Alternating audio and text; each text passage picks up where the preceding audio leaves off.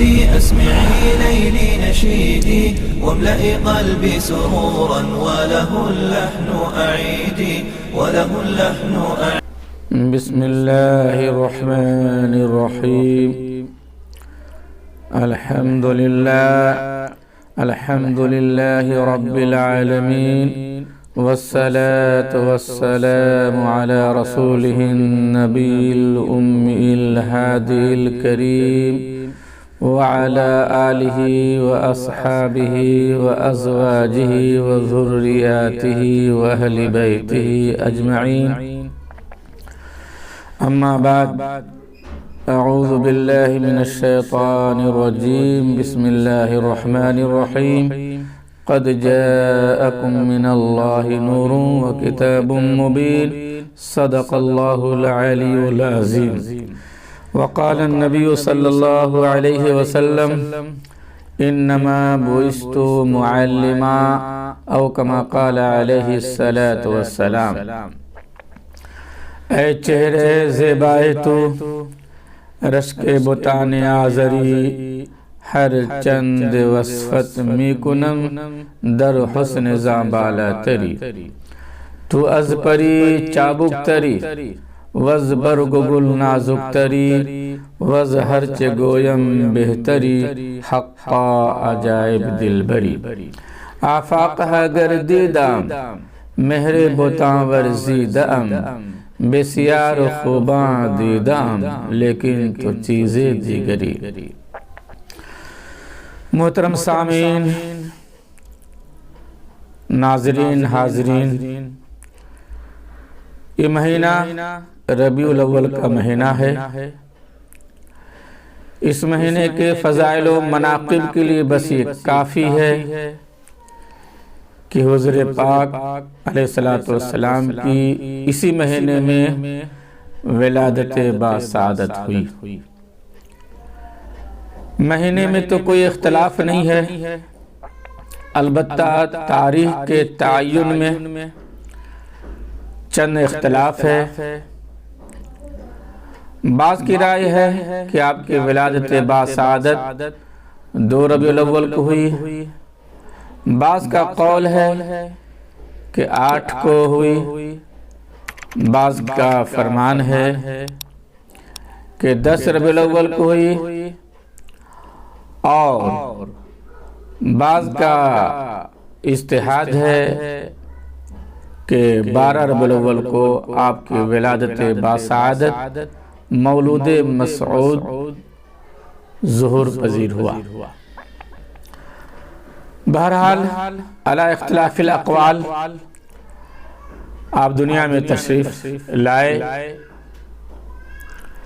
خود حضور پاک علیہ السلام نے فرمایا کہ میرا وجود تو آدم سے بھی پہلے ہو چکا تھا.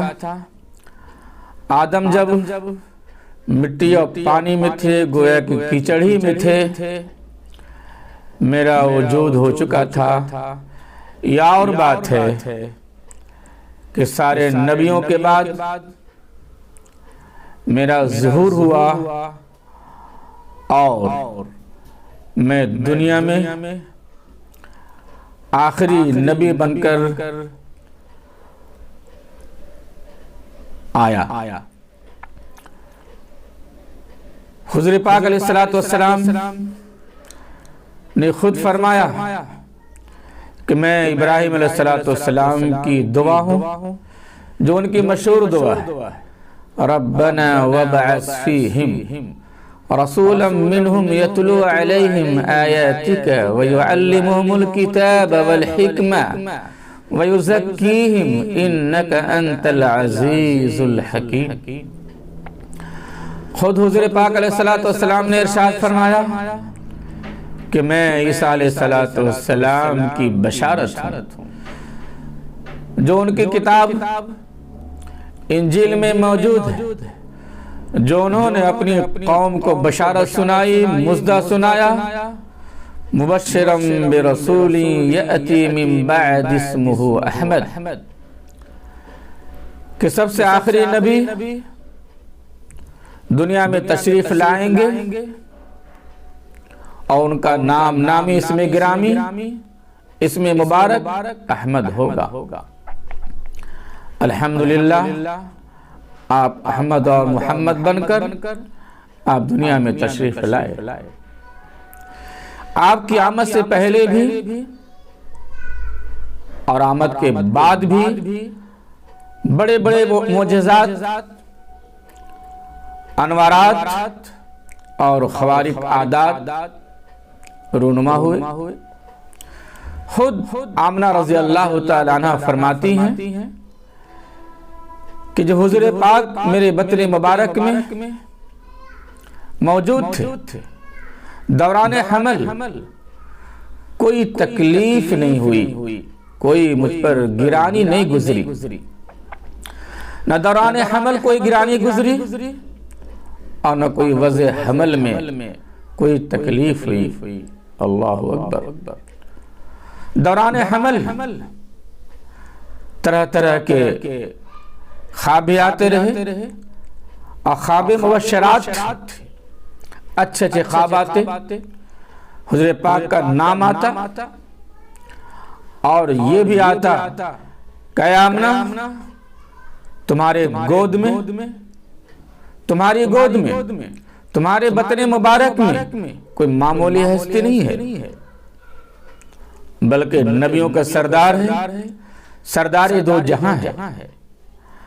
آمنہ نے سمجھ لیا تھا کہ میرے پیٹ میں بہت اونچی ہستی موجود ہے، اور ولادت کے بعد تو مت پوچھئے، جو آپ کی ولادت ہوئی، اللہ اکبر کبیرہ، اللہ اکبر کبیرہ۔ ایران کے بادشاہ کسریٰ کے 14 کنگرے گرے، 14 کنگرے گرے۔ نوشیروان جو زمانے میں بادشاہ تھا، فارس کے آتش کدے میں جو 1 سال سے شعلہ زن تھا، آتش کدہ میں شعلہ برپا تھا، آپ کی ولادت کے بعد فوراً بجھ گئی، وہ آتش کدہ سرد پڑ گیا۔ حضور پاک علیہ السلام کے آتے ہی دنیا کے بتان معبودان باطلہ سر نگو ہو گئے۔ تاریخ شاہد ہے کہ آسمان کے ستارے لٹک گئے، چاند بھی خجل تھا، اور دنیا میں آپ کی آمد سے ایک روشنی پھیلی۔ جو زمین سنسان تھی، چٹیل جو علاقہ میدان تھا، سبزہ شاداب ہو گیا، ہریالیاں ہو گئی، سبزہ زاریاں ہو گئی۔ قحط پڑا ہوا تھا، قحط بھی دور ہوا، دفع ہوا، خوشحالی آئی اور بدحالی دور ہوئی۔ آپ کی آمد کے بعد عجیب و غریب کرامت ظاہر ہوئی۔ حلیمہ رضی اللہ تعالیٰ عنہ جو مکہ آئیں اور بہت ساری خادمہ آئیں، بہت ساری دائیاں آئیں، سب بڑے بڑے گھروں میں جا کر مالدار بچوں کو لیا، چونکہ حلیمہ غریب تھی، مالی اعتبار سے کمزور تھی، ان کی سواری بھی دبلی پتلی تھی، ان کو آنے میں تاخیر ہوئی۔ جب مکہ پہنچتی ہیں تو کیا دیکھتی ہیں کہ سارے بچے نکل چکے ہیں، مالدار بچوں کو لوگ لے چکے ہیں، کوئی بچہ موجود نہیں ہے، اگر بچہ موجود ہے تو ایک یتیم بچہ ہے جو عبداللہ کا بیٹا ہے، آمنہ کا لخت جگر نور نظر ہے، لیکن یتیم ہے۔ ان کے دل میں ایک خیال آیا کہ ان کے پاس کیا مال ہوگا اور مجھے کیا اجرت ملے گی، کیا معاوضہ ملے گا، اسے کیا وظیفہ حاصل ہوگا، یہ ان کے دل میں آیا۔ لیکن چونکہ مجبوری تھی، کوئی اور بچے نہیں بچے تھے، کوئی گھر ایسا نہیں تھا جہاں بچے موجود ہوں، اگر تھے تو صرف یہ یتیم بچہ آمنہ کے لخت جگر اور گزرے ہوئے مرے ہوئے عبداللہ کے بیٹے تھے جن کا نام محمد تھا۔ لیکن حلیمہ کو شاید یہ نہیں معلوم تھا کہ اگرچہ یہ یتیم بچہ ہے لیکن دنیا و آخرت کی دولت یہ بچہ سمیٹے ہوئے ہے، ساری کائنات کا اثاثہ گویا کہ اس کو حاصل ہونے والی ہے۔ حلیمہ سعدیہ جب حضور پاک علیہ السلام کو لے کر اپنی سواری پہ سوار ہوتی ہیں اور مکہ سے کوچ کرتی ہیں، بیٹھتے ہی انہوں نے مشاہدہ کیا اور آپ کا معجزہ ظاہر ہوا کہ کمزور سواری مضبوط ہو گئی، سست سواری اور دبلی پتلی سواری توانا ہو گئی، اب برق و بجلی کی طرح پوری رفتار کے ساتھ وہ چل پڑی۔ جو لوگ بہت پہلے جو نکل چکے تھے، بہت ساری سواریاں جا چکی تھیں، سب سے حلیمہ رضی اللہ تعالی عنہ آگے بڑھ گئی۔ اللہ اکبر، یہ عجیب و غریب معجزہ تھا۔ ان کی اونٹنی گویا کہ ان کی اونٹنی کے تھنوں میں دودھ نہیں تھا، دودھ سے تھن بھر گئے۔ حلیمہ کا گھر مالا مال ہو گیا، حلیمہ کا گھر گویا کہ رحمت کا اور برکت کا خزانہ بن گیا۔ آپ بچپن ہی سے فطری طور پہ، جبلی طور پہ اللہ تعالیٰ نے آپ کو یہ شعور دیا تھا کہ غیر اختیاری طور پہ بھی کسی کو تکلیف نہیں دینا ہے اور نہ کسی کا حق مارنا ہے۔ ان کے بھائی رضائی بھائی بھی تھے، آپ صرف دائنی طرف دودھ پیتے تھے، بائیں طرف لاکھ کوشش کے باوجود بھی منہ نہیں لگاتے تھے۔ گویا کہ زبان حال سے کہہ رہے تھے میرا حق نہیں ہے، میرے بھائی کا حق ہے۔ آپ سے کوئی تکلیف نہیں پہنچی، غیر اختیاری طور پہ بھی، غیر ارادی طور پہ بھی حلیمہ سعدیہ رضی اللہ تعالیٰ عنہ کو آپ سے کوئی تکلیف، کوئی گزن نہیں پہنچی۔ پیشاب پخانہ آپ نے، بول و براز آپ نے کبھی کپڑے میں نہیں کیا، کبھی آپ نے تہبند میں نہیں کیا، کبھی آپ بے ستر نہیں ہوئے۔ فرشتوں نے صدر پوشی کی، پیشاب پخانے کے جب تقاضے ہوتے ان کا وقت بنا ہوا تھا، لوگ باہر جا کر اور بول و برات کی جگہ پہ پیشاب پخانہ کرا دیتے۔ آپ نے اپنی ذات سے کسی کو تکلیف نہیں دی، اور کیوں دیتے؟ چونکہ آپ آنے والے دنوں میں ایک پیغام دینے والے تھے، لا ضرر ولا ضرار، من سلم المسلمون من لسانہ ویدہ۔ آپ دوسروں کا حق کیوں مارتے؟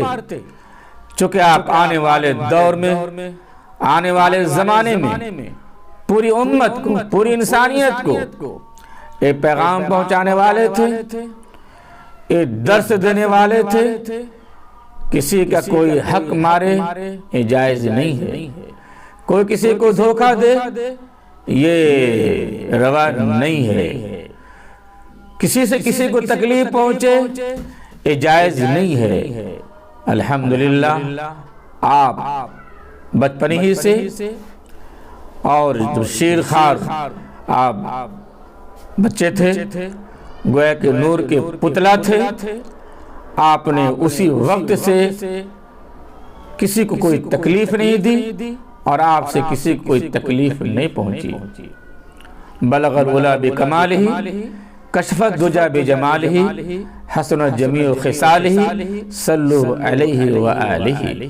اللہ اکبر، میرے نبی کریم علیہ السلام واقعی رحمت بن کر آئے، سراپا برکت بن کر آئے، خیر ہی خیر بن کر آئے، خیر ہی خیر بن کر آئے۔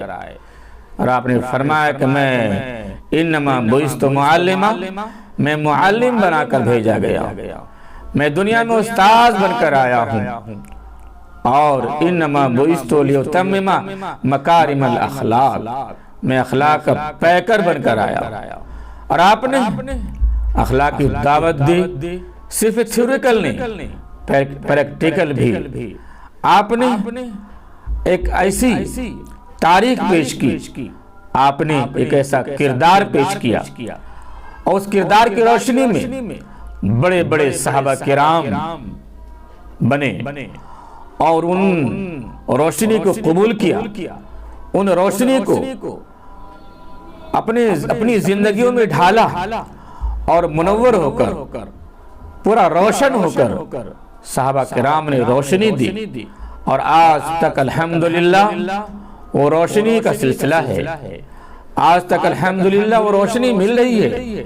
جنہوں نے وہ روشنی کو اپنائی، جنہوں نے اس نور کے جلوں میں اپنی زندگی گزاری، کوئی شک نہیں ہے کہ ان کی زندگیوں میں کوئی تاریک نہیں ہے، کوئی تردد نہیں ہے کہ ان کی زندگی کی دور میں، دنیا میں کوئی تاریک، کوئی ظلمت نہیں ہے۔ اور الحمدللہ ہم سب کے لیے باعث صد تفاخر ہے، ہم سب کے لیے باعث صد ناز ہے کہ ہم اتنے بڑے اور ایسے عظیم نبی کے امتیوں میں داخل ہیں۔ ان کی امت میں ہمارا نام ہے، جو ہمارے نبی بڑے ہیں، جو ہمارے نبیوں سے بڑے ہیں، سردار دو جہاں ہیں، آقا نامدار ہیں، تو پھر ان کی امت بھی سب سے بڑی ہوگی، ان کی امت کا بھی مقام و مرتبہ سب سے بڑا ہوگا، ان کے غلاموں کا بھی اونچا مقام ہوگا، ان کے عاشقوں کا بھی سب سے اونچا درجہ ہوگا۔ جن کی بھی نسبت آپ سے جٹے گی وہ بہت اونچی ہستی ہو جائے گی، ان کا اونچا مقام ہو جائے گا۔ ہم سب کے لیے ضروری ہے، بلکہ واجب ہے، لازم ہے کہ حب رسول سے اپنے سینوں کو جگمگائیں۔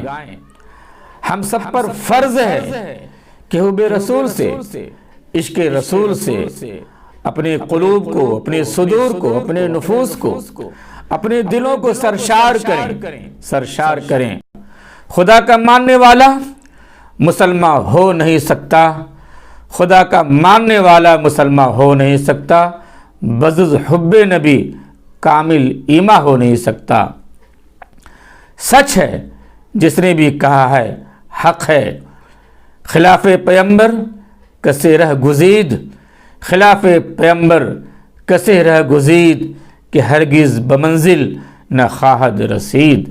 میرے محترم بزرگوں، دوستو، یہ ربیع الاول کا مہینہ بلا شبہ یاد دلاتا ہے، یہ ربیع الاول کا مہینہ بلا شبہ حضور پاک کے عاشقوں کو ابھارتا ہے کہ اے حضور پاک کے عاشقوں، اے ان کے جانباز جیالو، اے ان کے جان ساران ماننے والو، آؤ میدان عشق میں آؤ میدان محبت میں آؤ، اور آپ سے پکی سچی محبت بن کر دنیا کو دیکھا جاؤ، تاریخ پیش کر دو کہ ہم ایسے چاہنے والے ہیں، ہمارے جیسے اگر کوئی عاشق ہیں تو دنیا پیش کرے، اپنے عشق کا مظاہرہ کرو، محبت کا مظاہرہ کرو، حب رسول کا مظاہرہ کرو، ساری دنیا کو دکھاؤ کہ وہ سوئے رسول کیا ہے،